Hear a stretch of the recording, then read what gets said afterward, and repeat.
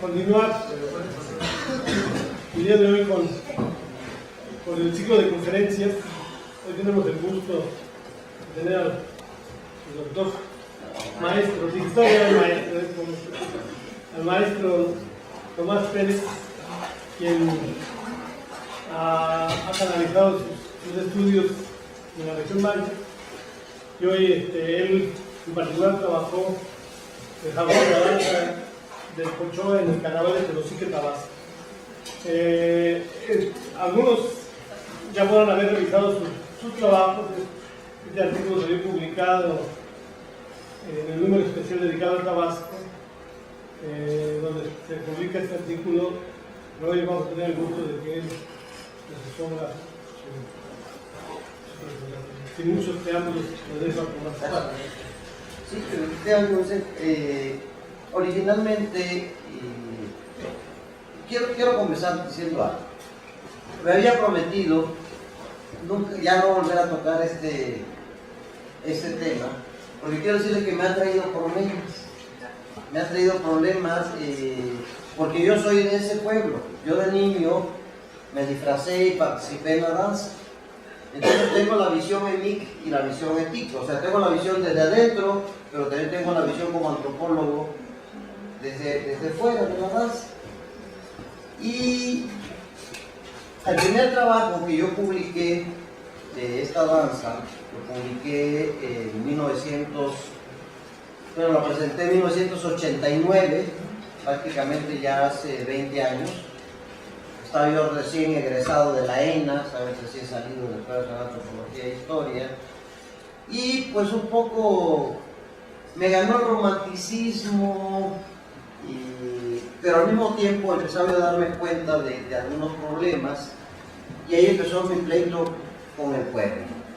O sea, casi me linchan en el pueblo, porque el primer artículo que yo publiqué sobre esta danza, cuando yo creía que la danza era prehispánica, la llamé el Pocho, una danza indígena bailada por ladinos. ¿Qué es lo que quería decir con esto? Y yo lo aclaro en ese primer artículo, de que esta danza tiene más rasgos prehispánicos que la que bailan los pueblos indígenas actuales. Sin embargo, la gente que participa en la danza no son indígenas. Tenosique, yo comienzo justamente ese trabajo mostrando una publicación de Désiré Charnay, un francés que estuvo en Tenosique hacia 1885. Y una de las cosas que decía Charnay, dice: Tenosique es el último pueblo civilizado. Más allá están los indómitos lacandones. Este pueblo ya perdió su fisonomía de indígenas, pero sin embargo un anciano me dice que hace 50 años, o sea, 1830, todavía conservaba algunos rasgos de una población indígena. Pero ya desde el siglo XIX, Tenosique ya no era una población indígena. Y ahí tomo los censos de 1980, donde resulta que en el municipio solamente 5% era población indígena. Y de ese 5% habían zapotecos, mixtecos, mayas yucatecos, o sea que ni siquiera eran indígenas locales, o sea, no eran gentes de chotales o choles o centales o tzotziles, que son los mayas más cercanos a la región. Ni siquiera habían, esos eran mayoría. Y sin embargo, yo comentaba que dado el carácter fronterizo de Tenosique con respecto a la selva lacandona y al pequeño guatemalteco, pues se había conservado la danza desde épocas prehispánicas. Y por supuesto caí en la trampa que han caído muchos, de que la danza es una danza que desde el periodo clásico, como ave fénix, ha atravesado por el lodo sin batirse las alas, y que ha llegado hasta nuestros días como si fuese una danza de la época prehispánica. Y sobre todo, el personaje jaguar, que es el centro de interés de esta exposición, de ustedes y todo este evento, era que tenía más elementos prehispánicos. Y sobre todo, ahorita que vi unas camisetas que estaban aquí, parecía que estaba lloviendo un vaso del periodo clásico maya y el atuendo del jaguar. O sea, una continuidad asombrosa, decir, qué bárbaro, cómo se ha mantenido esta tradición desde la época prehispánica hasta nuestros días. Yo egresé en la ENA en 87, soy generación 82-87, en 89 presenté esta conferencia en el Congreso Internacional de Magistras de San Cristóbal. La verdad, fue muy bien, todo el mundo dice, oye, qué padre.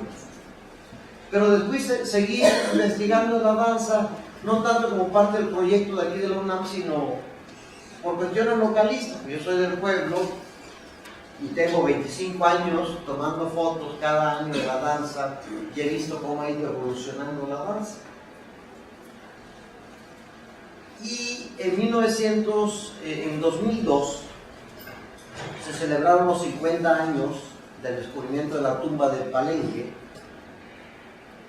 y me invitaron a dar una conferencia y el tema era el culto funerario entre los mayas. Entonces presenté nuevamente un trabajo sobre la danza que se llamó La danza del pocho, no, perdón, el descubrimiento de Palenque. Si era la mesa redonda de Palenque, tenía que abordar Palenque, o que sea en el título de la conferencia. Entonces se llamó El descubrimiento de Palenque. Ustedes saben que Palenque, las primeras noticias oficiales de Palenque son de 1784. Y es Carlos III, el famoso rey ilustrado, quien patrocinó las excavaciones en Pompeya y en Herculano, fue también quien patrocinó las excavaciones en Palenque entre 1784 y 1787, que es cuando Palenque comienza a ser conocido. Es posible que la gente local supiera del sitio, pero oficialmente no se sabía nada del sitio arqueológico. No es como Chichén Itzá, Uxmal o Teotihuacán, que desde el siglo XVI se tiene conciencia de este sitio arqueológico. En el caso de Palenque no era así. Entonces mi conferencia se llamó El descubrimiento de Palenque, la danza del pocho y la recreación de un viejo mito escatológico. Un mito que tiene que ver con la destrucción del mundo. Pero hago énfasis en que es una recreación de un viejo mito escatológico mesoamericano.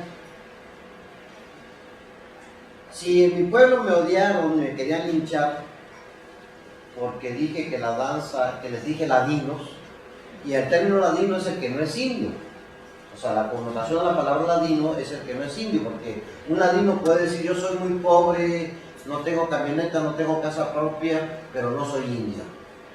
¿Sí? En cambio aquel tiene camioneta, tiene casa, pero es indio, ¿no? O sea, es así como marcar de que yo no soy indio. Entonces, para mí esa es la palabra ladino, y por supuesto en ese artículo han botado una nota de casi media cuartilla aclarando el concepto indio-ladino a cómo se maneja en el sureste de México, especialmente en Chiapas, y cómo se maneja en Guatemala, porque aquí en México no se marca mucho esa dicotomía indio-ladino, pero en Chiapas y en Guatemala es muy claro quién es indio y quién no es indio.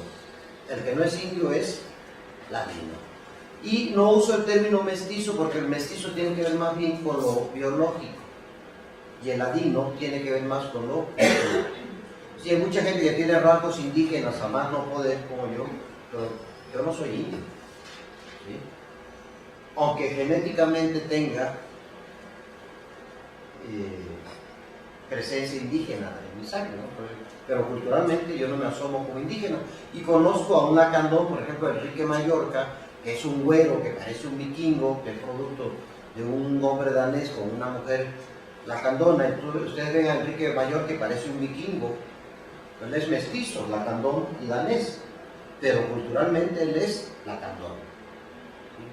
Él no se declara ladino, sino él es un indio lacandón. Y una de las cosas que me encontré después de 1989, que seguí investigando sobre esta danza, después de 10, 12 años de seguir investigando, es que la danza no es originaria de Tenosique, sino que es una danza que se inventó en Palenque. No, si ya me odiaban en mi pueblo, cuando les dije que no era de Tenosique, sino que era de Palenque, puta, quieren matar, o sea, entonces habían quedado de ya no volver a hablar de la danza, porque hay la visión romántica.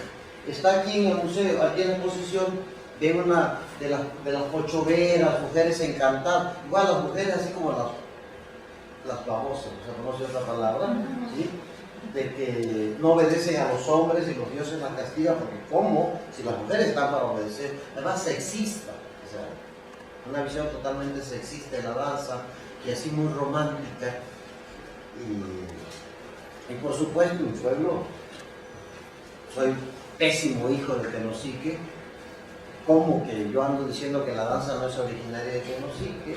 Entonces yo lo que les digo, lo interesante de Tenosique es que Tenosique ha mantenido viva la danza, la ha enriquecido, ¿sí? La ha reelaborado y hay una aportación interesante, pero el atuendo del jaguar, esta foto por cierto está allá, el atuendo del jaguar que es muy original, ahorita vamos a ver varios atavíos de jaguares de otras razas de pueblos netamente indígenas, ¿sí? Y no es tan prehispánico como el jaguar de Tenosique, y no son indígenas los que lo bailan. Entonces, ¿cómo es posible que los no indígenas tengan más vivas las tradiciones prehispánicas que los pueblos indígenas? ¿Sí? Entonces, uno de los problemas principales es la falta de perspectiva histórica. ¿Sí? Creo que en el fondo el gran problema de la interpretación de la danza es la falta de perspectiva histórica y sobre todo ubicar en un contexto general de la historia qué es lo que ha pasado con la danza. Entonces, sin más ni más, empecemos. Yo tengo aquí el control, ¿verdad? ¿Cómo avanzo aquí con esto? Ahí está. Tenosique es un municipio del estado de Tabasco que se localiza ya en la frontera con Guatemala. Tenosique limita por dos de sus lados con el territorio guatemalteco y por mucho tiempo fue la puerta de entrada a la selva lacandona. Después de la carretera que se hizo de Chacalá a Palenque, Tenosique dejó de ser el punto de salida de la selva lacandona y se volvió Palenque. Pero estoy hablando de hace 30 años, 40 años, porque prácticamente hasta los años 60, 70, la puerta de salida que tenían los lacandones al mundo civilizado era Tenosique. Y Tenosique es un pueblo que está mencionado desde el siglo XVI. Cortés pasa por Tenosique, ahí lleva al pobre Cuauhtémoc poco antes de que lo ahorque acá en Zancanac, ¿sí? Y hay documentos que nos hablan de Tenosique desde el siglo XVI, una serie de información, o sea que es un pueblo con una larga trayectoria histórica, pero curiosamente revisando fuentes no encuentro ninguna mención de la danza. Nada. Inclusive en documentos del siglo XIX, nada, nadie menciona la danza. Y si la danza dura tanto, es una danza que se hace en el carnaval, el carnaval de Tenosique es muy especial, porque el carnaval de Tenosique comienza el 19 de enero en la noche. El 19 de enero en la noche, todo el pueblo sale a tirarse harina. Ahí está un baile de harina, imagínense sacos de harina, toda la gente en el pueblo se echa harina, y empieza a ir nortecitos y llueve, y entonces con el agua la harina se te pone en el cabello como un engrudo. Y también hacemos algo, yo me acuerdo de chamaco,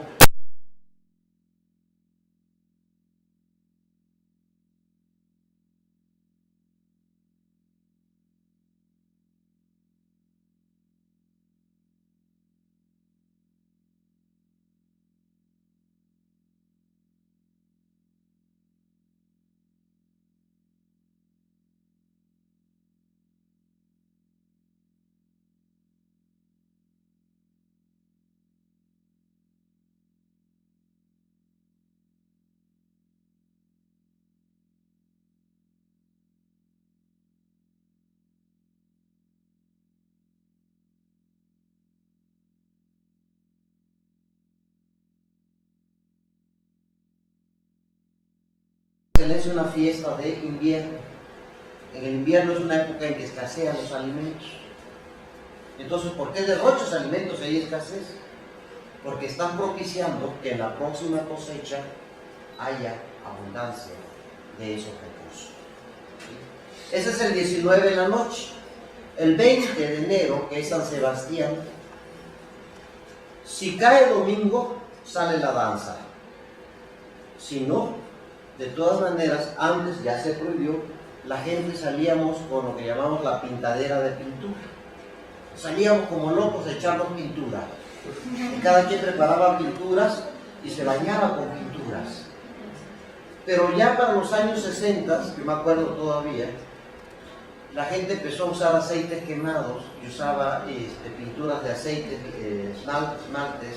Entonces pasaba gente con aceite quemado de los chapopotes y le pasaban la cara después con petróleo que tenía. Entonces empezaron los desmanes y empezó un poco la falta de respeto y se fue prohibiendo de tal manera que ahorita ya no se usa la pintadera de pintura. La de harina sí quedó porque es inofensiva, pero no falta el hijo de la tal por cual que en lugar de tirar harina, tira cal. Entonces si te cae en los ojos la cal, es un ardor. Si la harina te causa ardor, la cal te causa más ardor, ¿no? Entonces no faltan los desmanes, no falta esa actitud de mucha gente que se quieren pasar de listo, ¿no? Los ganones, los chingones, perdón. ¿Puedo decir palabras? Sí. No es que la facultad me tiene prohibido decir, ya se me salió una alumna polaca, se me salió de clase y me digo muchas groserías. Y entonces ya se prohibió la pintadera de pintura. Sin embargo, no sé si han visto ustedes que en algunos lugares del Caribe se usa esa tradición del carnaval de echarse pintura. Y nosotros preparábamos nuestra pintura con árbol de Campeche, con árbol de tinto, con muchas cosas, preparábamos pinturas y nos bañábamos de pintura. Igual uno dice, bueno, qué locos, ¿por qué tiran pintura? Porque una de las características del invierno justamente es de que todo muere. No hay colores en el invierno. Entonces, ¿qué hago con tirar pintura? Propiciar que la primavera llegue llena de colores. Porque al final de cuentas, recuerden que el carnaval es una fiesta típica de invierno. O sea, el carnaval como lo celebra ahorita el cristianismo, como lo celebramos en el mundo occidental, pues es producto del cristianismo con la fusión de las sociedades paganas romanas, ¿no? O sea, no hay de otra. Y ahí viene, y la iglesia se tuvo que morder la lengua y aguantar y soportar una cosa. El carnaval propicia cosas que prohíbe la iglesia. Y realmente sabemos que el carnaval es una vieja religión de sociedades agrícolas. Sabemos que en invierno no se realizan labores agrícolas y es la época entonces para hacer festividades.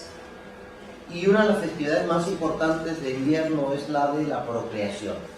Si ustedes ven censos, digamos hasta hace 50 años, de cuándo se casa más la gente, y van a ver que la época en que más se casa la gente es en invierno. Y son los ritos de apareamiento, justamente. Y por eso en el carnaval hay mucha alusión sexual. Y sobre todo, cuando vienen las sociedades estratificadas, las sociedades clasistas, el carnaval se vuelve una válvula de escape. Por 360 días te oprimo, pero te doy chance de que por 5 días te sueltes el pelo. ¿Sí? Entonces invierten los roles sociales y los roles sexuales. Se puede burlar al presidente, se puede burlar al papa, se puede burlar al gobernador, todo te está permitido. Y sobre todo la máscara unifica. Una gente con una máscara se atreve a dirigirle la palabra a gente que sin la máscara ni siquiera se atreve a voltearla a ver. Entonces una de las características del Pochó, el personaje principal de la danza, que es el enmascarado, es que tú, disfrazado de cojo, le declaras tu amor hasta a la hija del presidente, que sin la máscara no te atreverías siquiera a mirarla a los ojos, ¿no? Pero la máscara iguala. Y por unos días se rompen las normas, se relaja la disciplina y se vuelve el caos. Porque al final de cuentas, recuerden que al invierno se le llama la noche del año. Y en casi todos los mitos religiosos, en todos los mitos de creación, antes de la creación, el mundo es caótico. ¿Sí? Y la noche es caótica. Los espantos no salen en el día, los espantos salen en la noche. ¿Sí? O sea, cuando están sueltos los espíritus, nadie se anda tirando del diablo o de los espíritus en el día, ¿no? O sea, es la noche la que es caótica. Y el invierno es la noche del año y el invierno es caótico. ¿Sí? Y el carnaval es caótico. Es como regresar al inicio. Pero después viene la cuaresma. Le diste vuelo a la hilacha, pero después viene... ¿Sí? O sea, todo el desastre que hiciste en carnaval, te reprimes ya después en la cuaresma. O sea, a partir de la cuaresma ya viene el orden otra vez. Y otra vez te tienes que aguantar 360 días de orden hasta que llegue el próximo carnaval. Y en el plano sexual, los hombres se visten de mujer, hay veces por fregar, pero también hay gente que durante todo el año se está reprimiendo que quiere ser mujer. Sí, está esperando que llegue el carnaval de Veracruz para irse a disfrazar de princesita. O sea, entonces es una liberación de tensiones. Es parte de esto.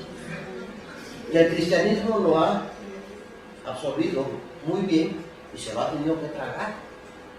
Aunque va en todo lo que dicta el cristianismo, el carnaval es todo lo contrario, pero lo tolera.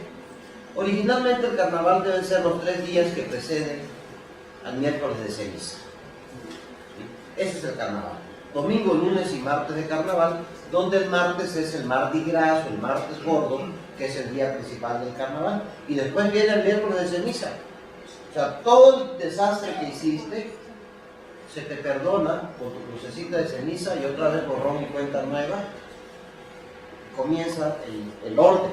O sea, se acabó el caos. Se acabó el caos del carnaval. Entonces el carnaval, tal y como lo celebramos ahora, es totalmente occidental, ni siquiera es prehispánico. Sin embargo, los pueblos prehispánicos tenían algo parecido al carnaval. Sabemos que en el calendario solar hay 5 días que se llaman los nemontemis, los asiagos, los nefastos, los sin nombres, y esos 5 días son caóticos. ¿Sí? O sea, 360 días va todo bien, y por 5 días el mundo prehispánico se vuelve caótico, se rompen trastes, la gente grita, la histeria, pero después viene otra vez el orden. Entonces el carnaval europeo, o los nemontemis mesoamericanos, se acoplaron bien. Al final de cuentas, los sacerdotes cristianos lograron meter la celebración del carnaval y, por supuesto, los españoles no les iban a enseñar a los indígenas que estaban empezando a teorizar desmanes del carnaval. ¿Sí? El carnaval lo celebraron los europeos, aquí en América, pero no los indios. ¿Sí? Entonces tenemos que esperar hasta la independencia, pero quizás un poquito antes, la ilustración. ¿Sí? Los aires ilustrados eran mucho más tolerantes. Con la ilustración la iglesia empieza a perder fuerza. Y el mundo civil comienza a tener más control en las celebraciones, ya no solamente está en manos de la iglesia. Y con la independencia todavía se relaja más la situación. Y este es el momento que aprovechan muchos pueblos indígenas para, como en el carnaval se vale todo, entonces las viejas danzas, los viejos mitos que antes le reprimía la iglesia, ahora los pueblos afloran. Y sabemos que el carnaval de Veracruz, el carnaval de Brasil, son carnavales del siglo XIX. No van más para atrás. ¿Sí? Entonces, ¿cómo que este carnaval viene desde la época clásica de los mayas? Es una danza maya.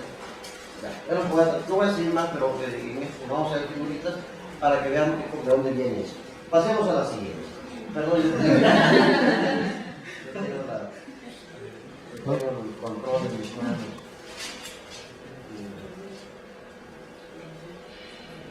El carnaval de Tenosique, la danza del Pochó, participan, y ¿qué les puedo decir? 500, 600 personas. No es un barrio, no es un grupo de edad, no es una clase social, no es de gente de un estatus económico, sino son todos, ricos y pobres del centro, de los barrios, de las colonias, jóvenes, adultos, niños, todo el mundo participa en la danza. Y no hay ningún incentivo económico y, sobre todo, algo interesante, no hay ninguna vinculación religiosa. Entonces eso hace parecer más prehispánica la danza. generalmente todas las danzas estas de jaguares que ven en Guerrero, en el Estado de México, en Chiapas, en Morelos, todas están fuertemente ligadas con la iglesia. Aquí no, aquí la iglesia no tiene que ver absolutamente nada. Es una danza totalmente pagana. Ni van a darle gracias a la iglesia, ni van a danzar frente a la iglesia. No hay nada de eso. Y tenemos que entender también, ahorita van a ver lo que decía la falta de perspectiva histórica. Entonces son tres los personajes que participan en la danza. Los cojoes, o cojos, que son los seres enmascarados, que son los más numerosos, porque ahí el incentivo es el anonimato que te da la máscara. Al cojo, al enmascarado, les está permitido todo. ¿Sí? Ellos usan un palo de lluvia, como les llaman ahora, se llama un chiquish, una sonaja de bastón, y con esta pueden llegar por atrás y juzgarte. De hecho, una palabra que al pocho es júrgale, y te tienes que aguantar. Como dice, y si no quieres que te hagan nada los cojos, no salgas. Entonces, un personaje importante también en la danza es el público asistente, ¿sí? Que está metido en esto, ¿no? El segundo personaje son las ochoveras. Personajes silenciosos, bien portadas, como deben de ser las mujeres, obedientes, ¿sí? Y ellas muy ordenadas. Los cojoes giran en sentido contrario en las manecillas del reloj, y las mujeres, como el orden lo marca, en el sentido de las manecillas del reloj. Ellas no llevan cubierta la cara. Antiguamente solamente eran mujeres adultas las que participaban, ahora participan niñas, adultos, jóvenes y de todo, ¿no? Y el tercer personaje con más características prehispánicas es el jaguar. Pero decía que este jaguar tiene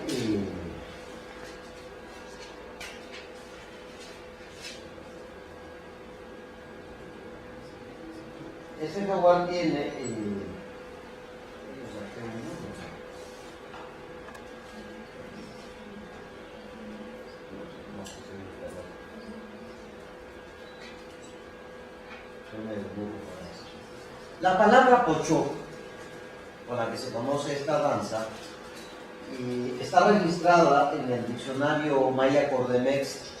Juan Pío Pérez, un historiador local de Yucatán, registra la palabra y lo único que nos dice es baile vedado, o sea, baile prohibido, mitotada de indios con sus tumpules. Y en el mismo diccionario Cordemex dice pocho, desacato, menosprecio, insulto, injuria, lo que es despreciado o desacatado. Si ven actitudes de carnaval, justamente son actitudes de carnaval.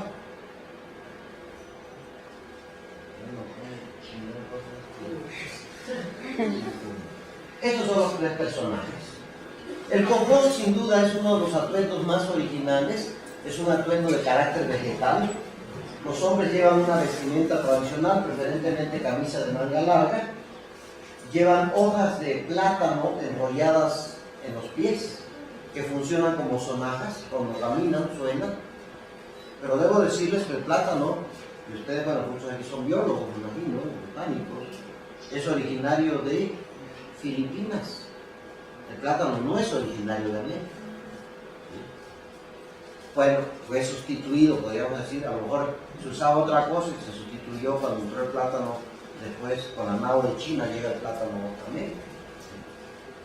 Era la nao de Filipinas.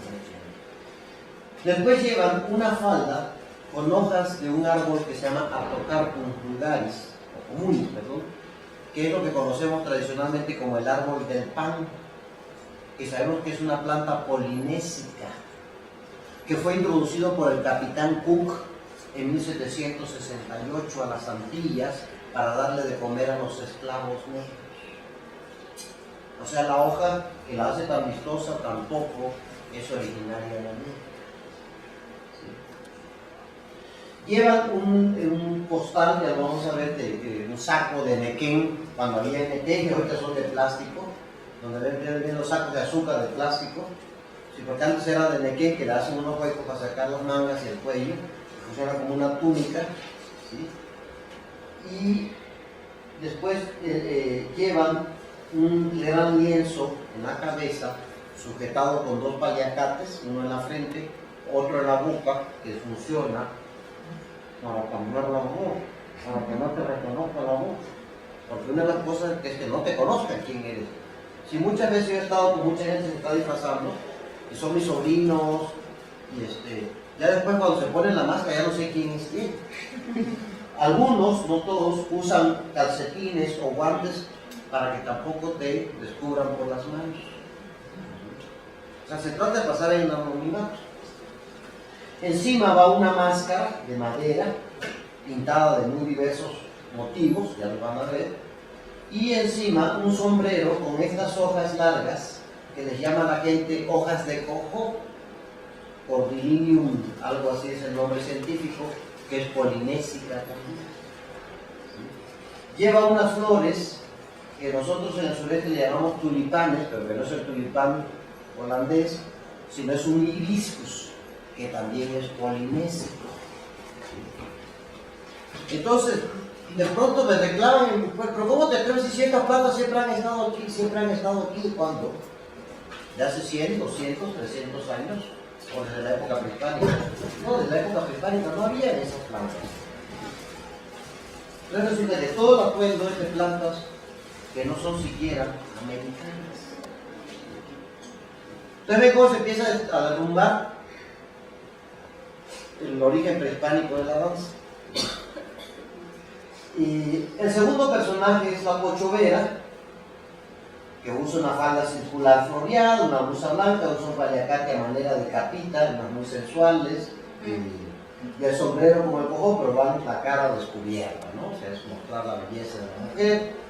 Y el tercer personaje con más antecedentes prehispánicos es el jaguar, y curiosamente es uno de los disfraces o de los atuendos, vamos a usar atuendos, más originarios y con rasgos más prehispánicos de todas las danzas de jaguares que hay en México.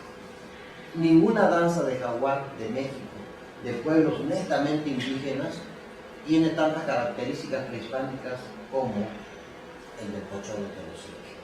La gente usa un pantaloncillo de falda corta, si ven aquí hasta se mandó a hacer pantaloncillo de piel de jaguar sintético para hacer más acorde, pero no eran así.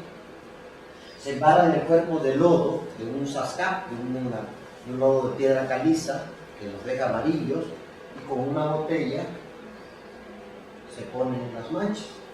Encima va la piel de jaguar, cuando hay piel de jaguar. Yo quiero decirles, no soy tan joven, parezco chavo, pero no soy tan joven. Voy a cumplir 53 años. O sea que me aventé la última mitad del siglo XX de la danza, y yo me acuerdo cuando niños, que no eran pieles de jaguar, sino eran pieles de venado, las que se usaban. ¿Sí? Para los 60s y los 70s eran pieles de venado, porque ya para esos tiempos se escaseaban los jaguares. ¿Sí? Les habían dado tan duros que prácticamente ya no había pieles de jaguar. Pero de pronto en los 80s, y quizás yo tuve parte de culpa de esto también, porque alenté a mis sobrinos a hacer cada vez más original la danza, y entonces la presidencia municipal premiaba al mejor disfrazado, hablando de 1980 ya, premiaba al mejor jaguar, porque ya casi la gente no se disfrazaba de jaguar, y empezaron a salir las pieles de jaguar. Ha sido en los últimos 20 años que nuevamente volvieron a salir las pieles de jaguar, y ahorita la gente que no tiene una piel de jaguar usa piel de jaguar sintética, pero ya no usa piel de venado porque los venados ya se acabaron también, ya los acabaron. Pero lo más interesante es que llevan una flor colgando de la cabeza, que es muy característica del llamado jaguar de lirio acuático en la iconografía maya prehispánica.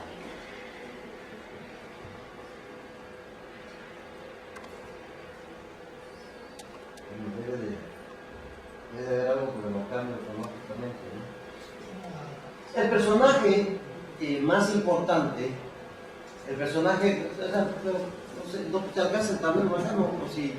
Pero con este mismo, hermano.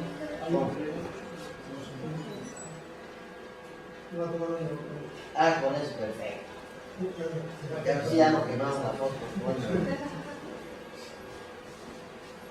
¿Cómo para atrás? No, pues. Ya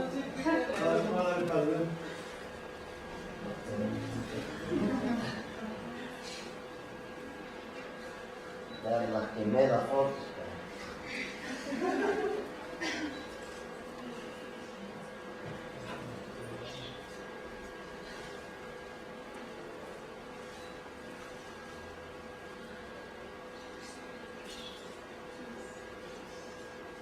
Qué pena que no sea tan bueno. Al Cojó le decía que es el personaje enmascarado, le está permitido todo. Entonces, puede traer, este es un pene, y puede ser niño, niña, o lo que seas. Y el Cojó anda con eso, si anda en la calle, está, o sea, no, ahí viene un niño, escóndelo, no. La gente sabe qué es eso, pero también puede tener su martillo, el martillo chillón de Chapulín Colorado.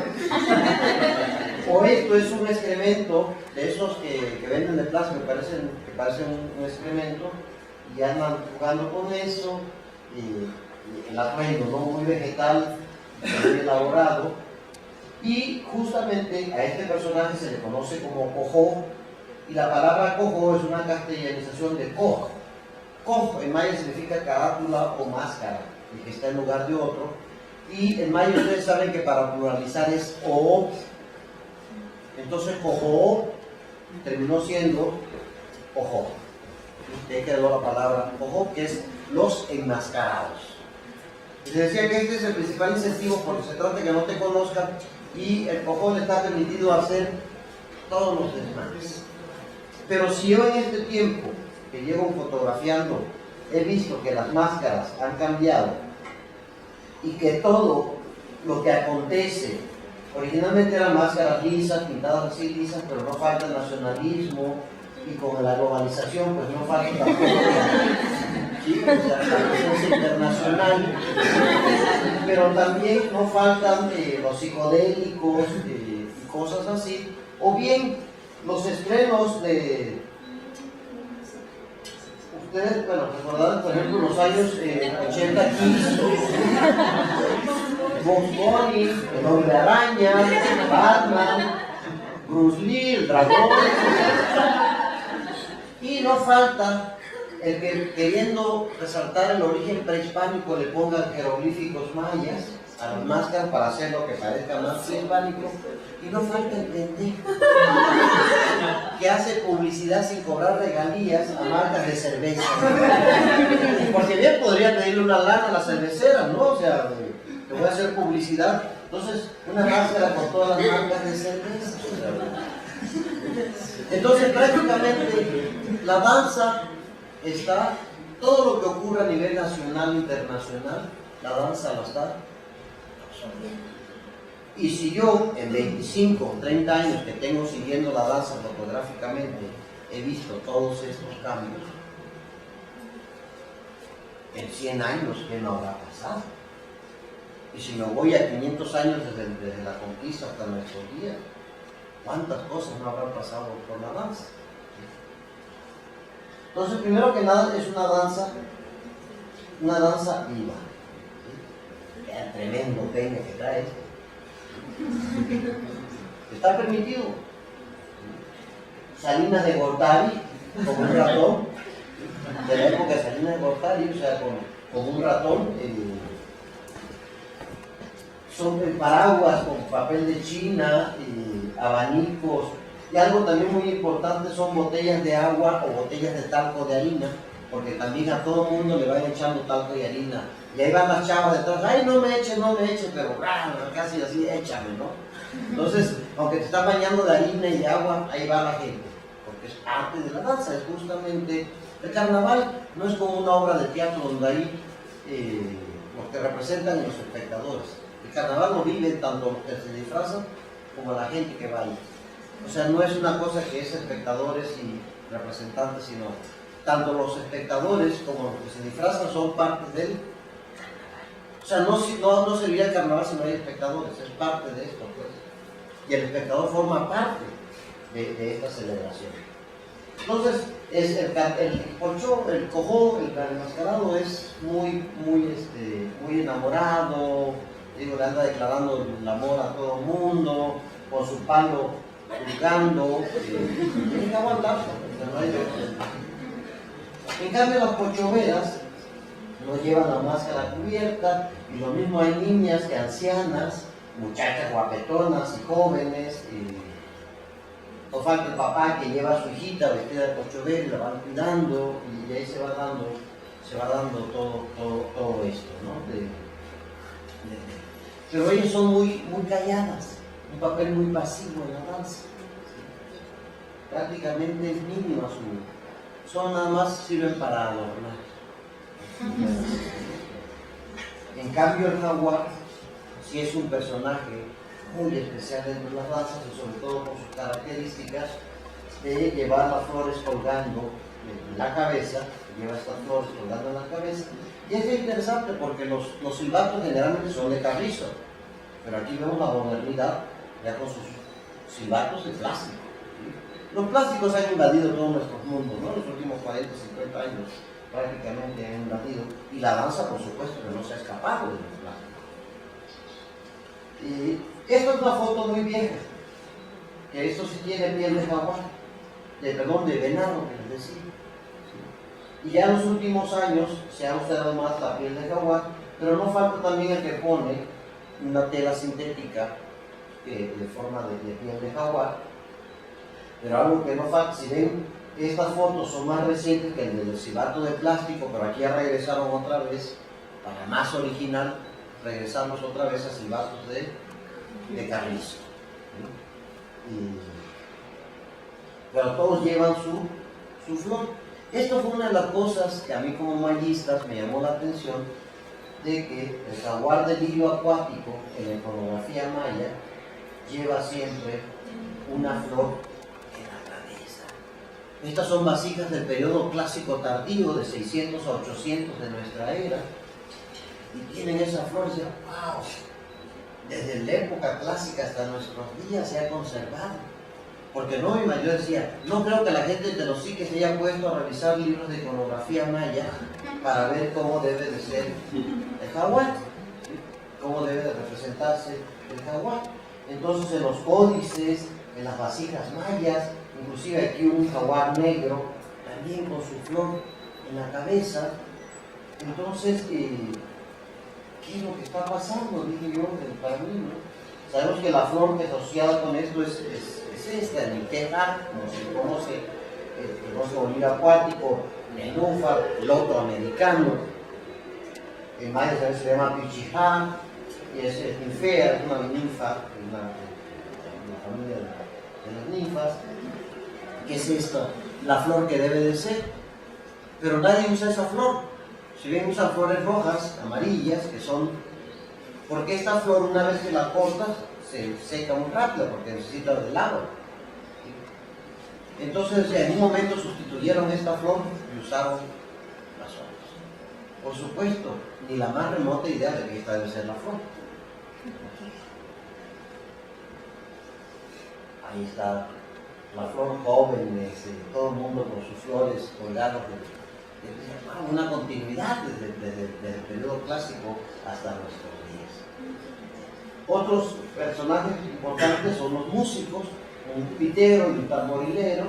La flauta es muy especial porque es de carrizo, con cera silvestre y un cañón de pluma de guajolote, ¿sí? Como embocadura. Entonces produce un sonido muy agudo, que son similares a unas flautas lacanones reportadas por Alfred Tozer en 1907. Bueno, es la continuidad de los lacandones, pero decía que el Tenosique era el lugar donde los lacandones salían. De hecho, a nosotros de niños el peor espanto, así como para ustedes era el coco, en mi pueblo se llama, el único coco era el coco que nos tomaban, ¿no? Para nosotros el peor espanto es que ahí vienen los lacandones y te van a llevar. Entonces ese era nuestro pavor, o sea, que te llevaran los lacandones, o por ejemplo no encontrabas a tu mamá. ¿No has visto a mi mamá? Se la llevó un lacandón. Entonces había una relación muy fuerte entre los lacandones y Tenosique, siempre. Entonces es normal que la flauta. Y las flautas de los tigres igual se empezaron a recrear, recientemente se habían perdido, que es una flauta muy versátil, que se puede insuflar por cualquiera de los dos lados. Se le hace un corte en el centro, se pone un triangulito de cera silvestre y de tal manera que va colgado, porque el jaguar debe tener libres las manos. ¿Sí? Entonces siempre trae el jaguar, junto con la flor, los silbatos están colgados para que nada más, a ver si puedo regresar. ¿Sí? Sí, aquí está el silbato colgado junto con las flores. ¿Sí? De tal manera que se lo pone en la boca y llega a las manos de cualquiera de los dos lados y chifla de los dos lados. Ninguna danza de jaguar, de la que he revisado de todo Mesoamérica, el jaguar usa silbato. Desde los sitios se usa silbato. Recuerden esto del silbato, porque no estoy haciendo énfasis en el uso del silbato de este personaje. Y el tamborilero, ¿no? Que es un tambor de la cría normal. La danza consiste en que los cojoes, los enmascarados, la danza se llama la danza del pocho, y son tres personajes: el cojó, que es el enmascarado; la pochovera, que es la castellanización de pocho; y el tigre, que es el jaguar, que llaman tigre. ¿Sí? Los cojos enmascarados van en sentido contrario a las manecillas del reloj, las pochoveras deben ir en el sentido de la manecilla del reloj, los jaguares en el centro, van por todo el pueblo bailando en esquina, por todas las calles van bailando de esquina a esquina. Y si ven aquí, esta gente se está cubriendo, ya le echaron talco o agua, se están limpiando los ojos, pero ahí está todo el mundo. De tal manera que sería una cosa así. Lo normal sería que los cojos enmascarados en sentido contrario a las manecillas del reloj, las pochoveras en sentido de las manecillas del reloj y los tigres en el centro. Entonces dura la música, empieza y están bailando en armonía. De pronto cambia el ritmo de la música. Las pochoveras, las mujeres, se retiran y entonces los enmascarados, los cojos, usan unas cuerdas y los tigres tienen que brincar. Es una especie de prueba, una trampa que tienen que superar los tigres. Una vez que los tigres superan esta trampa, cambia la música y los tigres se abalanzan sobre los cojos. ¿Sí? O sea, se van sobre los cojos y los tienen que agarrar de atrás, de la cuerda donde están agarradas las hojas, y tirarlos al centro. Entonces, en ese momento, cuando cambia la música, que los tigres van sobre los cojos, es un momento de caos, es un momento caótico. Los tigres no pueden atacar al público espectador. Pero si yo, tigre, agarro un cojo y lo voy arrastrando y el cojo agarra a alguien del público, sí es válido. Nunca ningún tigre puede agarrar a alguien del público. Pero los cojos, que son los bromistas, que son los dicharacheros, que son los jacarandosos, ellos sí. Y entonces todo el mundo, así como los cojos corren a ponerse a salvo de los tigres, el público corre a ponerse a salvo de que algún cojo lo agarre y se lo lleve también junto con los tigres. Entonces uno a uno los van tirando al centro, que es una especie de muerte simulada.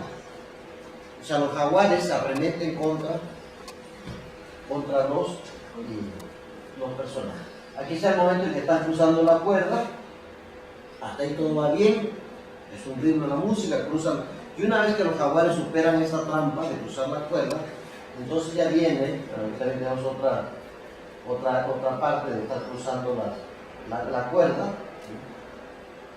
y ya después comienzan a agarrarlos por atrás y a tirarlos al centro. Entonces, ¿qué tenemos? Un momento de recuperación. Y una vez que han tirado a la mayoría de los cojos al centro, cambia la música y otra vez vuelven a tomar el orden que habían tenido al principio. Entonces, ¿qué tenemos? Un momento de orden, un caos y nuevamente el restablecimiento del orden. Entonces, yo de aquí deduje que lo que estaban representando era un viejo mito mesoamericano. El mito, bueno, aquí está también tirando, les digo, ahí va la gente atrás porque les invito, porque por mucho que les pase, les explique, lo ideal es estar ahí y ir atrás, y ahí va la gente atrás, se recorren todo el pueblo caminando. Y por supuesto, es una onda de mucho alcohol. Es una onda de mucha cerveza para el calor, porque es un calorazo de la pegada, ¿no? Entonces, la apoteosis es cuando ya llegan al parque y se vuelve todo. Sí, y esto justamente es de del año pasado. Y es una crítica muy fuerte que hice yo como el presidente municipal de cómo se va constituyendo una danza. O sea, el Palacio Municipal, si son tan orgullosos de su danza, si me atacan mucho a mí que porque estoy en contra de la danza, ¿cómo le venden a la corona todo el festejo? De tal manera que, por supuesto, llegan los de Televisa, los de Televisión Azteca, y siempre sale, donde quiera que pides, salen los anuncios de corona. O sea, verdaderamente una prostitución, ¿no? Porque el municipio, si se siente tan orgulloso, yo no tengo por qué darle la corona al espectáculo. El municipio puede tener carpa, puede hacer esto, ¿no? O si venden cerveza, pero no quiero letreros que me afeen, porque todo el mundo está esperando que lleguen al parque, que es cuando se reúnen todos. ¿Sí? Y todo está lleno de anuncios de corona. Entonces dígame, si no es indignante, ¿dónde está tu tradición prehispánica? O sea, ¿para qué sí defienden y qué cosas no defienden, ¿no? Desde la danza? Entonces el momento apoteótico es cuando llegan al parque y a todo el mundo, porque si vieron en las calles son pocos, porque todo el mundo anda en el ligue. O sea, todos los cocos andan en el ligue, con la máscara, mirando, declarando el amor a medio mundo. O sea, tú andas bailando, o sea, estás mirando.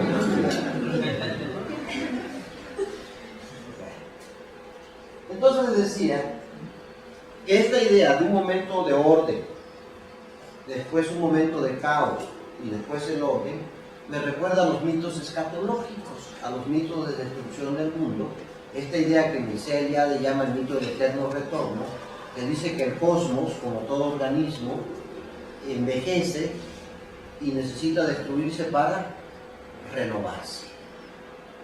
Y mitos de destrucción del mundo, como el diluvio, Sodoma y Gomorra, la leyenda de los soles, la destrucción de los hombres de madera, la destrucción de los hombres de barro del Popol Vuh, los 4 soles anteriores a este quinto, son mitos escatológicos. Y sabemos que uno de los mitos escatológicos más importantes mesoamericanos es el del primer sol, el Nahui Ocelos, de 4 jaguares. Un mundo habitado por gigantes que fue destruido por jaguares. Y en el Popol Vuh nos dice que la primera creación eran hombres de madera y fueron destruidos por las fieras del monte. La fiera por excelencia es el jaguar. De hecho, su palabra de tecuani, ¿sí? El tecuani es el come-hombre, la fiera, ¿sí? Esa es la otra palabra de tecuani, por eso la danza de tecuanes, o por ejemplo Tehuantepec, que realmente es Tecuanitepec. Si ustedes ven los jeroglíficos de Tehuantepec, es el cerro de jaguares, serpientes, alacranes, porque es así como la fiera, o sea, la idea de lo dañino para el hombre. Ese es el tecuani, el come hombre. Y me pongo a revisar que mitos, este mito quizás sea tan antiguo que se remonte a tiempos olmecas, donde monumentos que en un momento fueron identificados como mente cochambrosa de Stirling, de la cópula de un jaguar con una mujer, y que en 1955, cuando Stirling dio a conocer estos monumentos de Río Chiquito y de Potrero Nuevo, que si bien es un personaje felino, son un personaje acostado, está uniendo la parte pélvica, y aquí un personaje de espaldas en el suelo, tiene las rodillas levantadas, está ofreciendo la parte pélvica, y encima está un gran jaguar.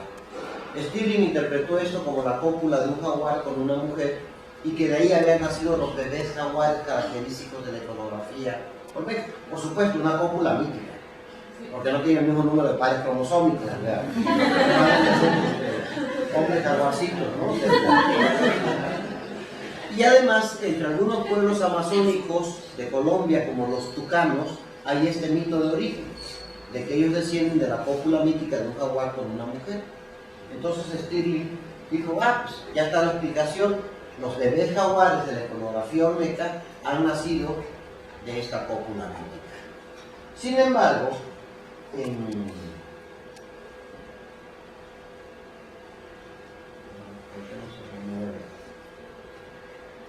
en Chalcatzingo, en el estado de Morelos, se han encontrado relieves con este tema también, que ya no es tan claro que sea una cópula, sino más bien es la fiera victoriosa sobre su víctima. De tal manera que esos ejemplos de Río Chiquito y Potrero Nuevo no es que Serrano Limón y la Sociedad de Padres de Familia hayan prohibido esta hipótesis tan absurda de cópula de jaguar con mujeres. No representan cópulas, sino es la fiera victoriosa sobre la víctima, tal y como lo vemos en Chalcatzingo. Realmente no se ve ningún intento de cópula. Nosotros, como están tan erosionados,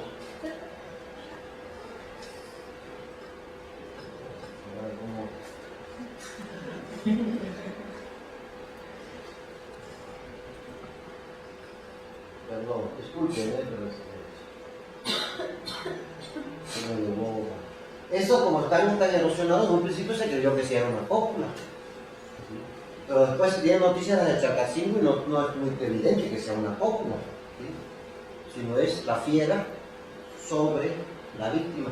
Y entonces me recuerda al mito y la leyenda de los soles, que los gigantes del primer sol fueron destruidos por jaguares, o los hombres de madera del Popol Vuh fueron destruidos también por las fieras del norte. Entonces lo que tenemos aquí en la danza del Pochón es una recreación de este viejo mito, una humanidad destruida por jaguares. Y qué mejor que hombres vegetales, falda de flores, hojas, falda de hojas, hojas de plátanos apoyadas en los pies, flores en la cabeza. O sea, si ven, el Pochó, el enmascarado, es todo vegetal. Es como un hombre de madera del Popol Vuh. Y justamente con ese sombrero y con esas hojas parecen gigantes también. Entonces es el viejo mito mesoamericano en la danza. Sabemos que esta idea de transformación del jaguar, que es tan importante desde la época prehispánica, que por supuesto los reyes no van a tomar como símbolos el rey ardillita, ¿sí? ¿Sí? El rey mariposita, no, o sea, el rey águila, el rey jaguar, el rey león, el rey serpiente, animales poderosos. No, el rey conejito. O sea, los reyes europeos y africanos no agarran cualquier animal para... O sea, bueno, la película hay el Rey León. O sea, no es cualquier animal, siempre se busca un animal poderoso, ¿no? Entonces los chamanes, los brujos, los sacerdotes, su alter ego, tiene que ser el animal más poderoso, es el depredador mayor del continente americano, que es el jaguar. ¿Sí? Y los chamanes tienen la capacidad de transformarse en este animal poderoso. En Oaxaca también vemos que es parte de los gobernantes el atavío del jaguar. Así como en Europa, Ricardo Corazón de León y Fernando León del Reino de León, o sea, igual aquí todo el mundo, los reyes quieren ser como jaguar, insisto, no conejito, ardillita, aquí vemos a 8 venados, garra de jaguar de la Mixteca, justamente ataviado como un gran guerrero, con unos atributos de jaguar. En Teotihuacán también tenemos la presencia del jaguar y personajes guerreros con escudos danzando, jaguares tocando trompetas de caracol, participando en las danzas, en la música.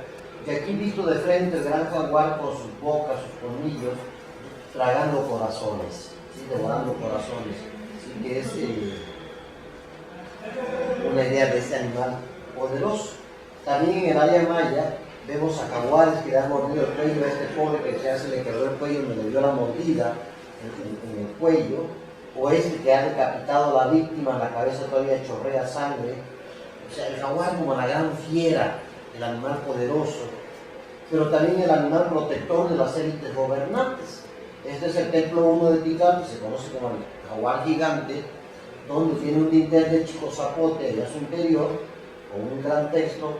Está sentado el gobernante en su trono y detrás de él un gran jaguar lo protege, que es la protección sobrenatural, que es lo mismo que se enterarán ustedes, deben tener todavía en su cuarto, o su papá los quiere mucho, un cuadro donde van los dos niños cruzando el puente, que está todo roto, y el angelote de la guardia, ¿no? O sea, es tu protección sobrenatural. Esa misma protección que sienten sus papás de que el ángel los cuida y rezan todas las noches ángeles de la guarda, de dulce compañía. El gobernante sentía lo mismo con el jaguarzote ahí detrás de él, ¿no? Es la protección sobrenatural. Y también vamos a encontrar, sobre todo en las vasijas mayas, que tratan de temas del inframundo, porque el jaguar es un animal nocturno, y ustedes saben que en la mitología mesoamericana el sol se representa por dos animales y símbolos tan opuestos como es el águila y el jaguar. Porque el águila es el símbolo solar diurno, pero en la tarde, cuando el sol cae, se transforma en jaguar y así atraviesa el inframundo. Entonces el jaguar es por excelencia el animal que llaman el motivo de esta reunión, de este evento de ustedes, el señor de la noche. ¿Sí?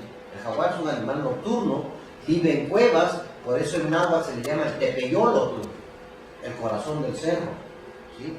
Y es un atributo de Tezcatlipoca, negro, que es o sea, pobres negros, que se asocian siempre con lo oscuro, con lo malo.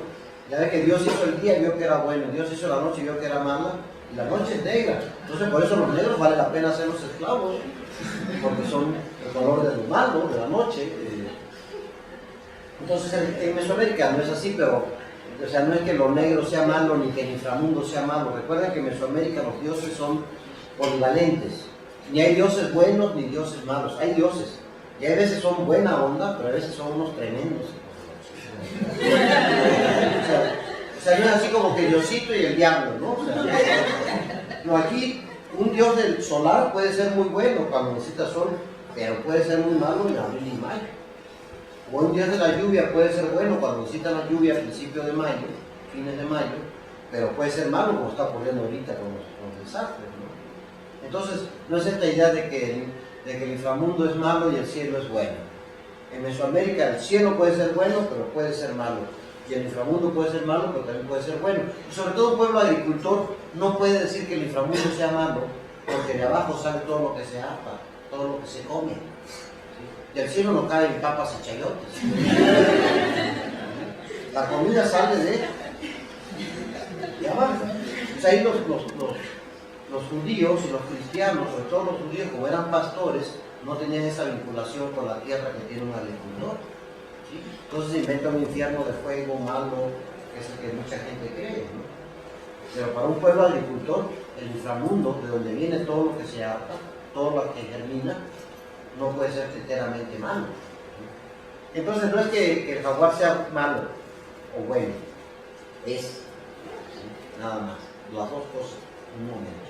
Entonces es muy común en los vasos mayas encontrar a personajes jaguares danzando en el inframundo, las danzas del inframundo, y vemos la presencia del dios de la muerte, que no falta, el jaguar del lirio acuático, ya estuvimos viendo de esta flor de la ninfea, y también aquí la muerte y el jaguar participando, o este vaso de altar de sacrificio, donde este personaje que se ha interpretado como pájaro jaguar de Yaxchilán está participando en una ceremonia.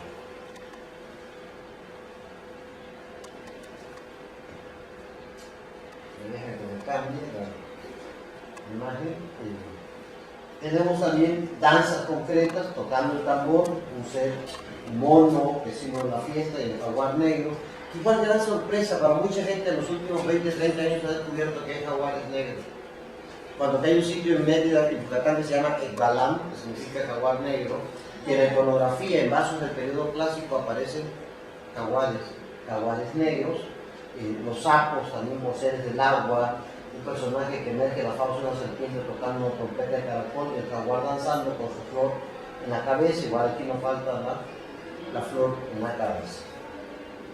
Pero también en el periodo posclásico tenemos jaguares y águilas devorando corazones. Recuerden que estos dos animales simbolizan al sol, uno al sol diurno y otro al sol nocturno.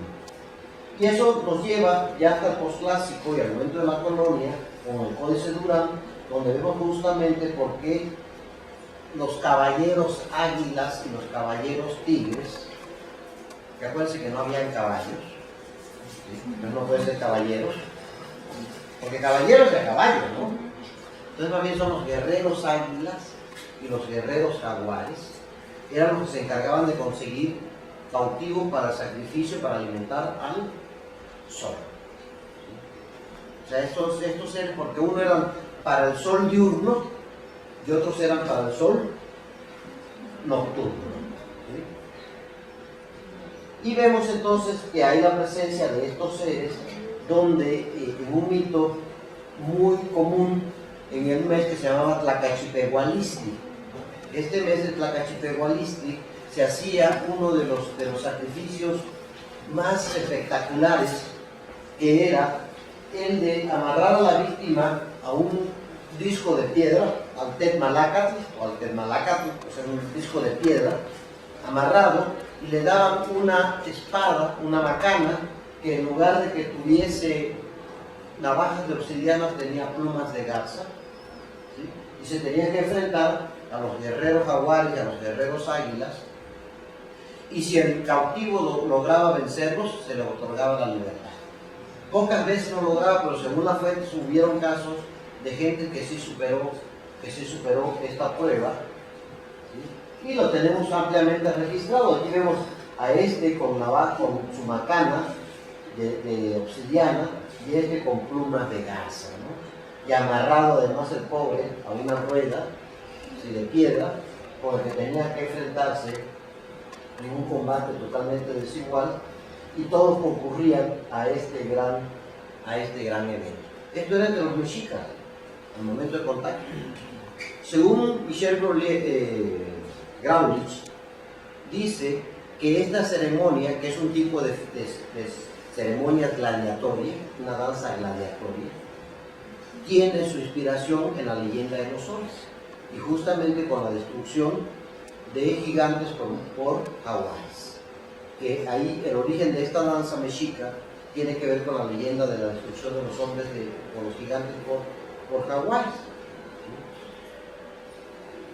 Y que esto está contenido en los mitos como la piedra de los 5 soles, donde uno de los soles es el Naviocelo, el 4 jaguar, donde habitados por gigantes, destruidos por jaguares, que está como la piedra del sol de Chicago, o en la famosa calendario azteca o piedra del sol, donde tenemos aquí el 4 ocelo, el 4 viento, el 4 lluvia y el 4 agua, o sea, los 4 soles anteriores al Nahui Oli, al 4 movimientos. Veamos algunas danzas de jaguares de pueblos indígenas, en Guerrero, ¿sí?, los de Olinalá, los de Citlala. Si ven, son bastante originales, pero no son tan originales como el del jaguar de la danza del Pochón de Tenosique. Aunque la gente que baila la danza del Pochón de Tenosique no son indígenas, la danza es más prehispánica entre ellos que entre los indígenas, ¿sí? En Mochitlán, en Guerrero, donde tenemos un personaje también con este saco, con el sombrero, con máscara, que se opone al jaguar, máscaras de cartón y tela pintada para parecer piel de jaguar. En Azochiapan, de Morelos, bellísimo este atuendo, y los personajes, pues aquí no hay postales, sino zarapes. También cada quien tiene sus indumentarias características de la región.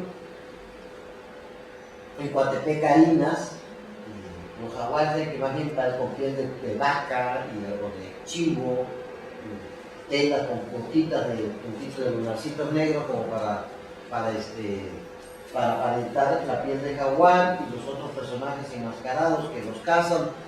Hay algo que sí habrán visto en casi todos: la cuerda. ¿Se acuerdan que el personaje cautivo estaba atado a una cuerda? ¿Sí? ¿En qué se ha convertido la cuerda de la ceremonia de Tlacachipehualistli, el sacrificio gladiatorio? Esto es en Almoloya de Juárez, además de distinguidos mártires de Almoloya, en Almoloya también se celebra esta danza.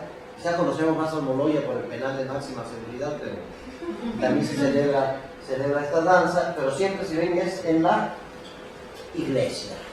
Y de hecho, ahora si tienen oportunidad, el 12 de diciembre, vayan a la villa y van a ver cómo se representa también estas danzas de tlacololeros y de tecuanes en la villa, Solamente la gente bonita, la gente linda, la gente de bien, esa está inmediatamente en la catedral, pero conforme te vas alejando, allá están los pueblos indígenas que vienen a representar las danzas. ¿Sí? No estos concheros que cualquier tonto que se llama, no voy a decir otra palabra, que se viste de blanco y se pone un pañuelito rojo y ya está cargándose de energía y bailando de la y cosas así, ¿no? De todos estos de concheros así güeritos y bailando. Si no vayan a ver las danzas verdaderas, las indígenas, las que están afuera, o sea, que van a encontrar muchas de estas danzas de tlacololeros, de tecuanes que vienen de Guerrero, del Estado de México, donde la cuerda es algo muy importante. En Oaxaca lo tenemos también, las máscaras y el atuendo de los jaguares, no falta la cuerda. Este quizás sea uno de los más originales, el de San Pedro Jicayán, en la Mixteca de la Costa, en Oaxaca, la danza de tigres y diablos, que es el que más se parece al de Tenosique, en cuanto a llevar un pantalón corto, pintarse la piel, no usar una tela sintética, pero este lleva máscara, porque Tenosique no lleva la máscara. Esto lo entiendo por el calor también que hace, ¿no? Este es el de Calalá de Suchiapas, en la depresión central de Chiapas, donde también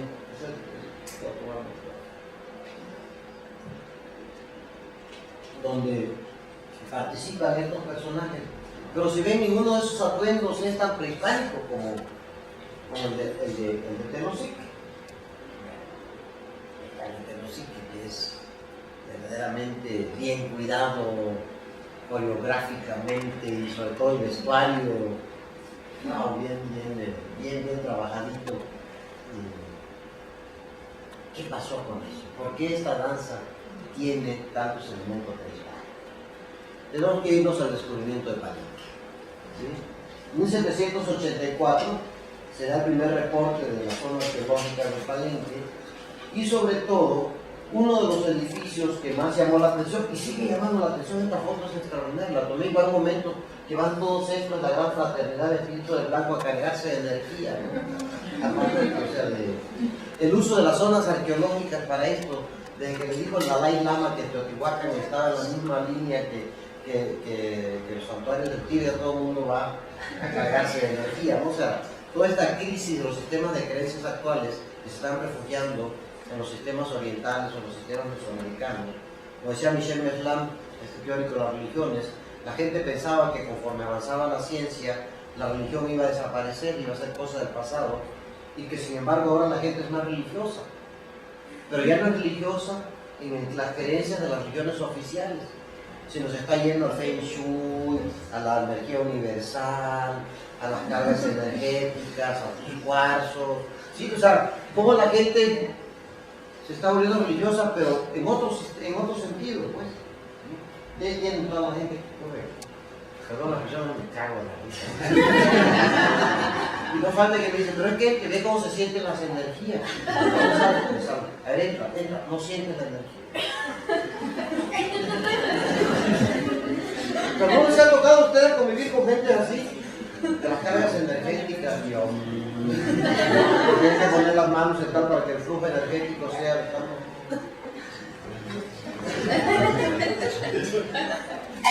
Pero el templo que más llamó la atención fue este, que es el famoso templo de la cruz, porque ahí había un símbolo conocido de referencia que es una cruz, y por supuesto llamó la atención.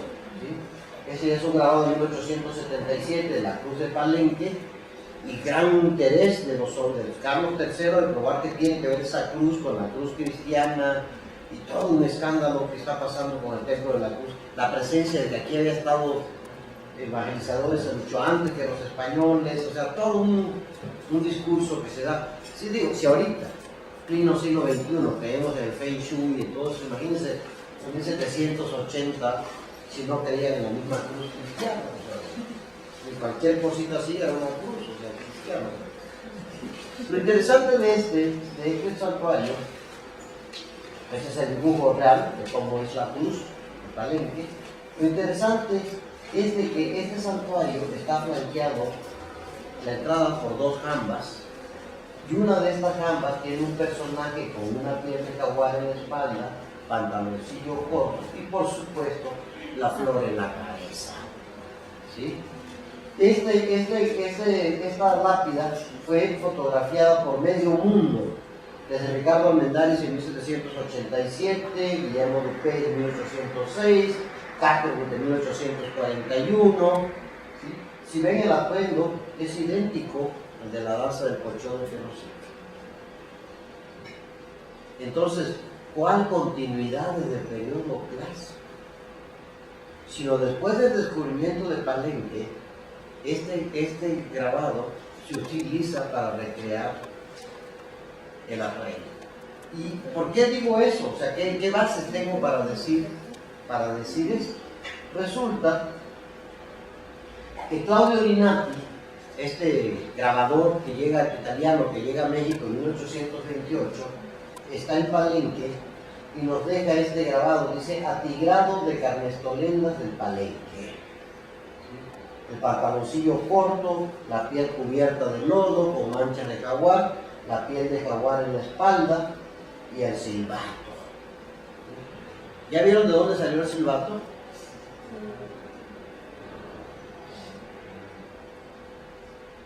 No es un silbato, está fumando. Es el dios L, y una de las características del dios L es que fuma. Conocemos muchas representaciones del dios L con su cigarro en la boca. Entonces, la gente que vio, Dupuy es el primero que dice que trae una trompeta en la boca, es el primero que empieza a decir que trae el personaje que trae una trompeta en la boca.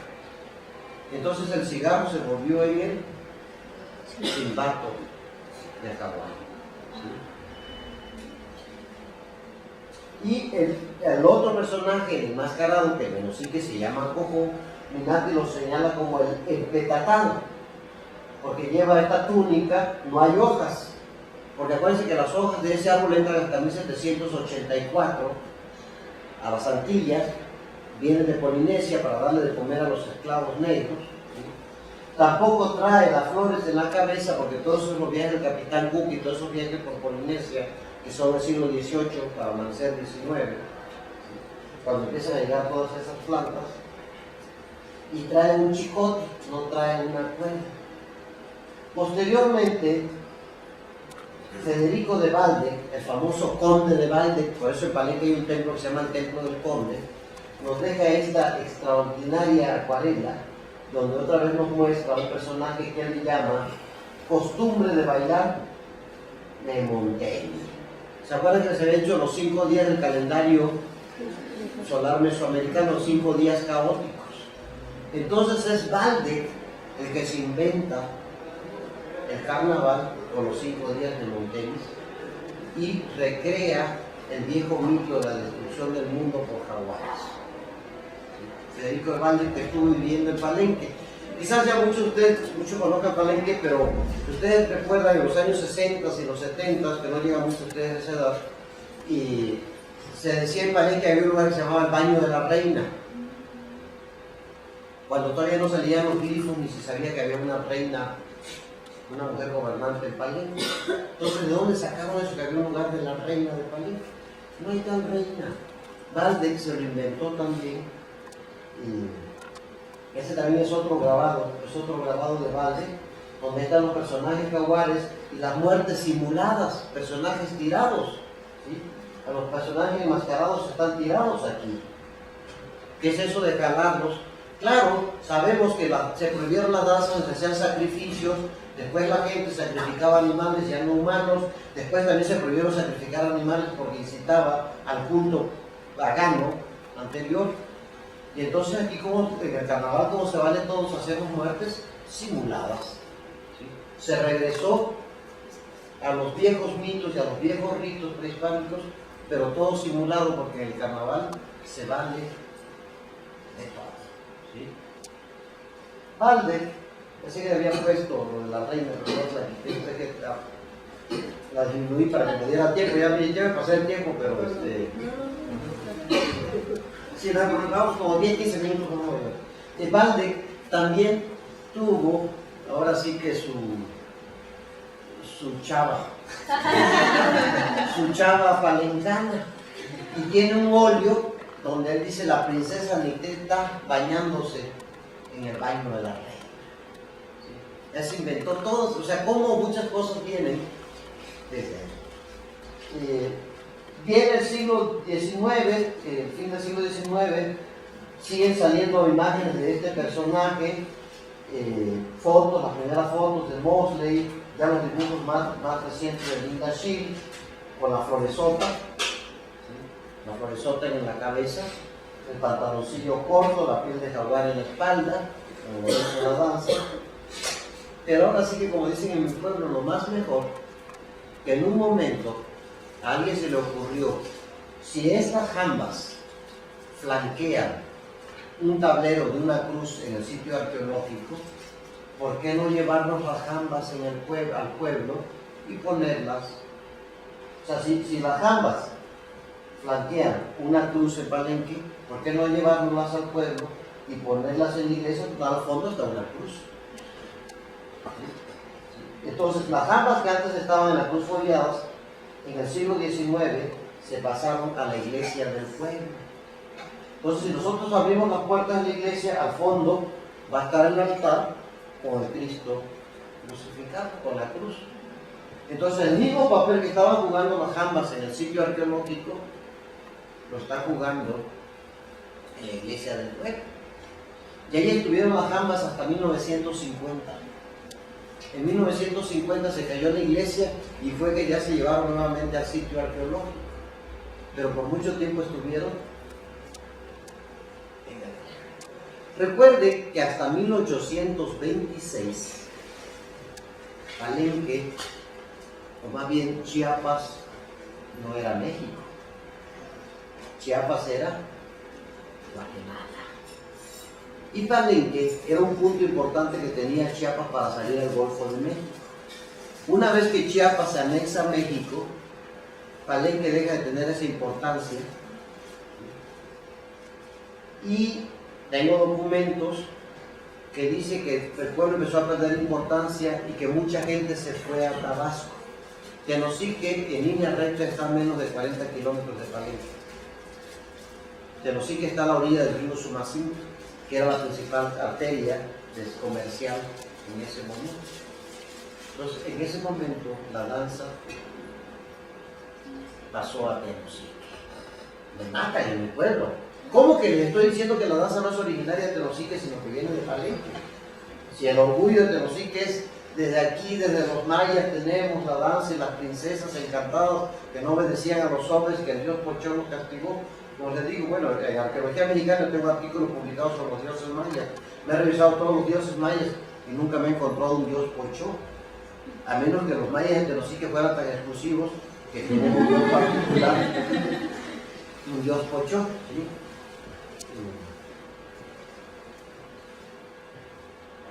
Charnay, les decía que pasó en Tenosique en 1882, perdón, dijo 85, 1882, nos deja esta foto de marimbero de Tenosique. Sin duda tienen rasgos indígenas, no hay duda de que corre sangre indígena por nuestro, biológicamente.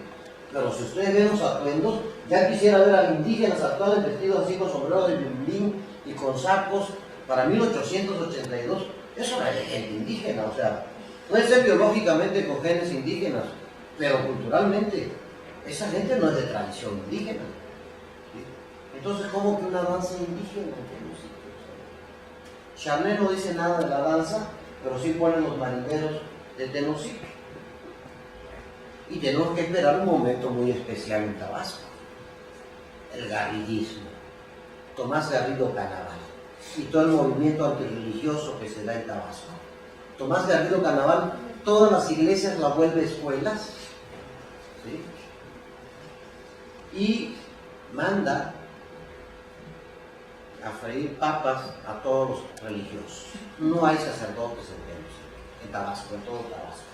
Se prohíbe el alcohol, se instruye la religión, la educación racionalista, un carácter marxista, materialismo histórico totalmente, ¿sí?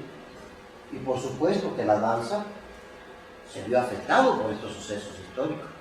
Y si la danza tenía algo de cristiano, porque Palenque estaba en la iglesia, Tenosique la iglesia, carajo, o sea. Entonces la danza se vuelve mera diversión y no tiene que ver nada con la iglesia. Por eso nos llega hasta nuestros días como una danza prehispánica sin nada que ver con la religión católica. Pero si no tomas en cuenta el movimiento garridista, vean maravillas de este es Tomás Garrido Canaval con mujeres de Tenosique. Aquí doña Meña, esta señora todavía vive, tiene como 96 años. Yo he platicado con ella, una lideresa fuerte, con su estrella comunista, combativa, el Frente Izquierdista del Sureste, los mítines, la emancipación femenina, todo ese movimiento que se da con el garridismo. No sé qué tanto conozcan del garridismo, el movimiento garridista, todo el movimiento antirreligioso, que al igual que el PEG, o sea, por ser tabasqueño, la gente tenía miedo que Garrido llegara a ser presidente de la República. Y es la famosa marcha de los camisas rojas en Coyoacán, de aquella matanza que hay aquí en la Ciudad de México. Cuando Plutarco Elías Calles era presidente, Tomás Garrido era secretario de Agricultura. Y la gente tenía miedo que Tomás Garrido fuera a llegar a ser presidente de la República, porque iba a hacer lo mismo que hizo en Tabasco: sucumbir el culto católico. ¿Sí? Y gran miedo. Y por eso al Peje también lo atacaron. Vean que era un peligro para México. Como decía de Andrés, yo trabajé con Andrés en 1980. Y en una época en que podíamos hacernos inmensamente millonarios, antes de la revolución del 82. Manejábamos millones de pesos cuando era el boom petrolero en Tabasco. Y a Andrés lo van a acusar de lo que sea, menos de deshonesto. Si no, ya se los hubiesen sacado. O sea, le han inventado mil males, pero nunca de que Andrés sea tranza, o de que Andrés sea una gente que se ha enriquecido deshonestamente. Entonces el miedo de Andrés es nuevamente ideas socialistas, ¿no? O sea, que no fuese a cundir el pánico. Lo mismo le pasó a Tomás Garrido Canaval, y es lo que le lleva al triunfo a Lázaro Cárdenas. En lugar de Lázaro Cárdenas, el presidente hubiese sido Tomás Garrido Canaval. Tomás Garrido Canaval se tiene que exiliar en Costa Rica. Es expulsado después de la matanza de los camisas rojas, de aquí que fue montadita también. O sea, los camisas rojas violentos, comunistas. Entonces Tomás Garrido se le acusa, Tomás Garrido tiene que salir huyendo de México. No sé qué tanto conozcan esa parte de la historia de México. Por eso decía, la falta de perspectiva histórica muchas veces como te lleva a confusiones. Tomás Garrido Canaval, para esos momentos, ya en pleno garridismo, en 1926, Manuel Bartlett, el papá de Manuel Bartlett, el secretario de Gobernación, que ahora se volvió revolucionario también, ya cuida los intereses del petróleo. O sea, cuando estuvo secretario de Gobernación y gobernador de Puebla, nada de eso, ¿no? Pero ahorita de la línea revolucionaria del PRI, ¿no? O sea, de los que están en contra de la privatización. Su papá, Manuel Bartlett Bautista, publicó este trabajo en los anales del Museo Nacional de Arqueología e Historia, que se llama El Pochó, Ojoes, Tigres y Pochoveras, interesante y curiosa costumbre tradicional de Tenosique y Tabasco. Es el primer documento que se publica de la danza. Jamás habla de princesas encantadas, ni de dios Pochós, ni todo lo que dice el letrero de ahí. O sea, nada de eso dice Tomás Garrido, Manuel Bartlett en 1926, que es la primera noticia seria que se publica de la danza, en pleno garridismo. Estamos ya en pleno garridismo. Tomás Garrido organiza las ferias regionales de Tabasco, las famosas ferias de Villahermosa. Y doña Meña, ¿se acuerdan la señora que que estaba dando el discurso con la estrella comunista? Ahora va disfrazada de india, la feria se llama mensajera de Tenosique, vestida de india, pero de india apache, ¿sí? No de india mesoamericana. Y ahí llevan a dos pobres lacandones como bichos raros a la feria de Villahermosa. ¿Sí? Don José María Silva, un marxista de hueso colorado, yo tengo parte de su biblioteca, un sobrino estúpido, y le regaló, o sea, estaba tirando todo lo de su abuelo, todos los informes de Tomás Garrido Canaval, yo los tengo, los programas de las ferias de la época, muchas cosas que he conseguido de don José María Silva. vestido, o sea, pleno calor de Villahermosa, en abril, calorazo de la chingada, pero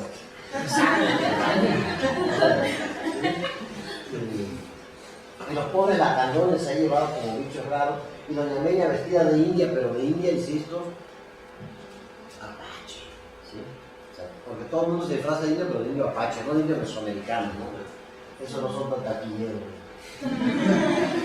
Vean lo que hizo Tomás Garrido Canaval con la iglesia de Tenosique, una iglesia del siglo XVIII, ¿sí? Convertida en escuela nocturna para obreros Tomás Garrido Canaval, y además es biblioteca pública. ¿Sí? La iglesia convertida en escuela y en biblioteca pública. ¿Ustedes creen que ante esos acontecimientos la danza fue ajena totalmente a todos estos movimientos antirreligiosos? Claro que la danza también fue investida por toda esta vorágine antirreligiosa, y por eso alguien en Tenosique sabe de mitos prehispánicos y la reelabora y la hace más atractiva que en Palenque. Si en los grabados que vimos de Palenque era atractivo, pues aquí nos vamos a hacerlo más mejor, ¿no? Y vemos que la iglesia se utilizaba continuamente para eventos políticos. Yo quisiera ver en pueblos indígenas así la gente con paraguas y con gorras no, o sea, la gente se ve que tiene sangre, genes indígenas y todo, pero culturalmente no se asume como que escuela nocturna. ¿Cuántos pueblos indígenas conocen ustedes bibliotecas? ¿Y en cuántos pueblos indígenas conocen escuelas nocturnas? O sea, no, totalmente, todo un movimiento racionalista que se está dando, pues no contentos con haber transformado la iglesia en escuela, a alguien se le ocurrió, si los españoles tiraron pirámides para construir iglesias, ¿por qué no tiramos la iglesia y construimos una pirámide? Entonces, ahí tienen otro acto político. Ahí está la biblioteca pública y la iglesia con sus espadañas bellísimas, ¿no? Entonces, no faltó que se le ocurrió tirar la iglesia. Y donde estaba en el frente de la iglesia, una gran entrada con las serpientes copiadas del templo de los guerreros de Chichén Itzá. Este es el templo de los guerreros de Chichén Itzá, las columnas serpentinas. Esta que está aquí y esta otra, aquí estaba el frente de la iglesia. ¿Sí? Aquí está. Si ven, esta que es el palacio municipal de esa época, voy a revisar. Es este. ¿Sí? Y aquí donde estaba la entrada de la iglesia, aquí ponen las dos serpientes y unas grecas, y aquí era la entrada. Entonces aquí se vuelve una terraza de baile. ¿Sí? Entonces ingresabas a esta terraza por sendas columnas serpentinas copiadas directamente de las de Chichén. Y en el fondo se comienza a levantar una pirámide. Y esa pirámide era así. La Coyolxauhqui, la serpiente de Xochicalco, la piedra del sol. Alguien en Tenosique sabe iconografía cristiana. ¿Y sabe cuál es su fuente de información? México a través de los siglos. El primer volumen de México a través de los siglos. México a través de los siglos se empezó a publicar en 1887.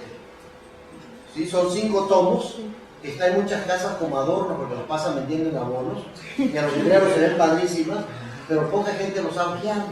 Especialmente el primer volumen de México a través de los siglos tiene todas estas imágenes, y me doy a la tarea de buscar cada elemento.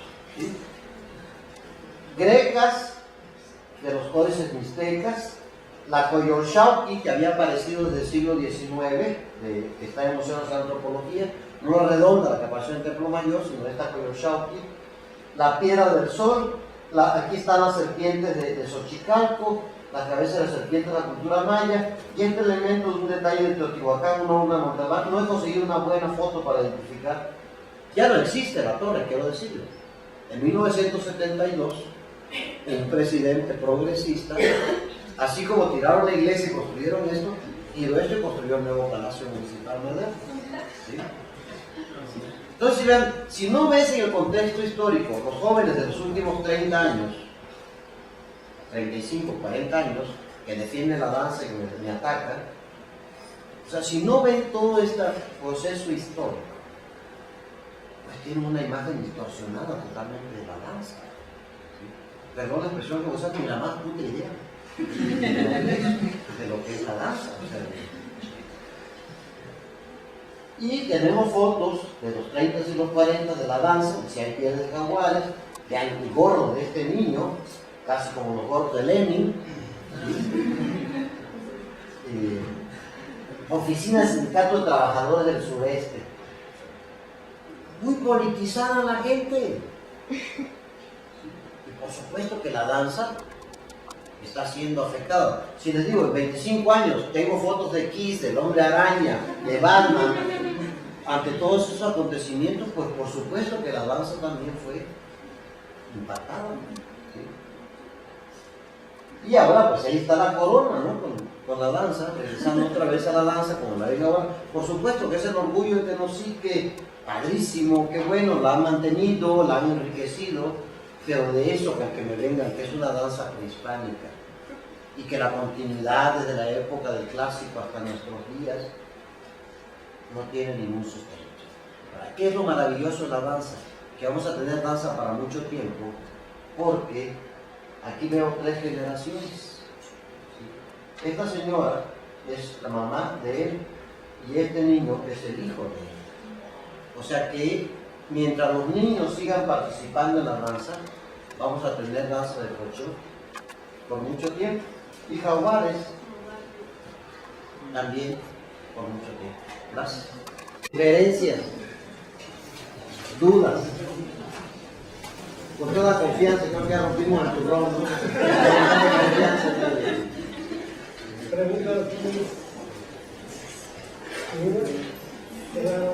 ¿Están convencidos? ¿No? ¿Sí quedaron convencidos? Bueno, salgan ahora y lean lo que se puso ahí, que me decía que lo dio un muchacho de Tenosique, ¿no? De las princesas encantadas y el rey Pochó. Esa es la parte de Corín de Llano que se ha hecho ahora para la danza, ¿no? Una parte romántica, una parte así como publicitaria, que no tiene nada de... Por supuesto, yo esta conferencia no la puedo dar en Tenosique. Me matan, o sea, si ya les dije que eran ladinos, si ya les dije que la danza se inventó en Palenque, que no hay nada de prehispánico, sino todo esto fue recreado en la época del garridismo, me matan. Y esa es la triste historia de la danza del Pochó y su desalmado cronista. Gracias por su atención.